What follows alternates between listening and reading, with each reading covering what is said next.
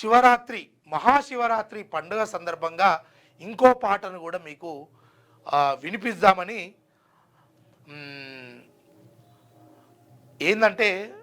విష్ణు ఈశ్వర బ్రహ్మ ముగ్గురు అన్నదమ్ములంట,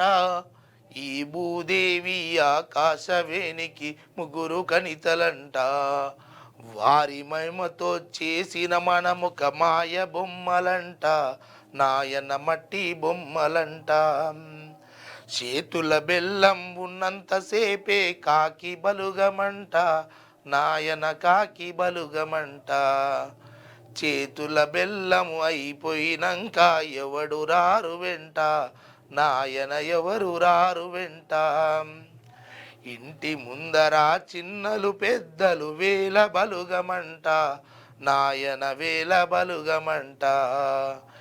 ఏడ్చెరు గాని తీర్చెరు గాని ఎవరు రారు వెంట, నాయన ఎవరు రారు వెంట, నీళ్లు పోసి కూర్చుండబెట్టినరు మాయ బొమ్మనంట, నాయన మట్టి బొమ్మనంట,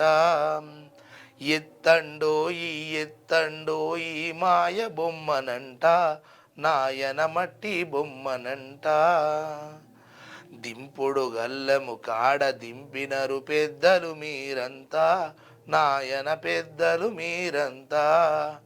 సొమ్ము సొమందలు గుంజుకున్నారు పోతరు మీరంతా,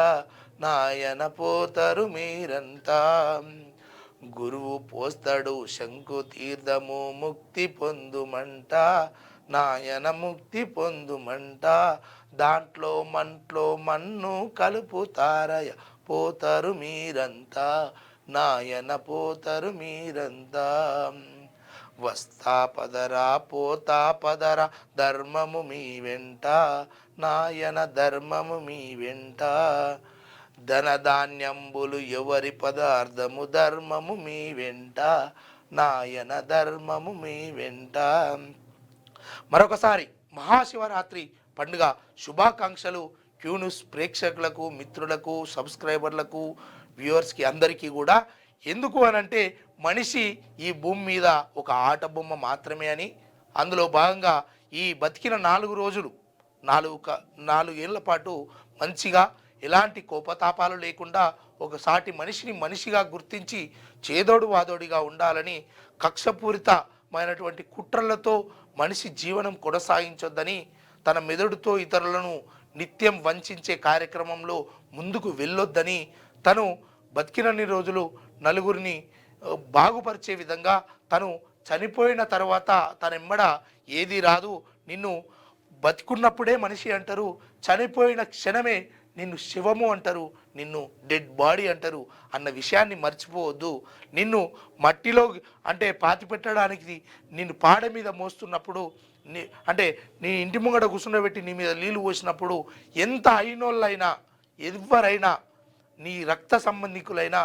ఏడ్చినా కానీ నీ వెంబడ అంటే కడవరకు అక్కడి వరకు వస్తారు కానీ నీ చితిలో తోడు ఎవరూ రారు. అదేవిధంగా నిన్ను పాడ మీద మోస్తూ నలుగురు తీసుకుపోయే సమయంలో నీ గురించి గొప్ప మాట్లాడుకోవాడు కానీ వాడు దొంగరా, వాడు లంగరా, అందరినీ మోసం చేసినోడరా అనే విధంగా మాట్లాడుకోవద్దు. కానీ నువ్వు ఎన్ని ఉంగరాలు, బ్రాస్లైట్లు, కడాలు, బంగారం నీవు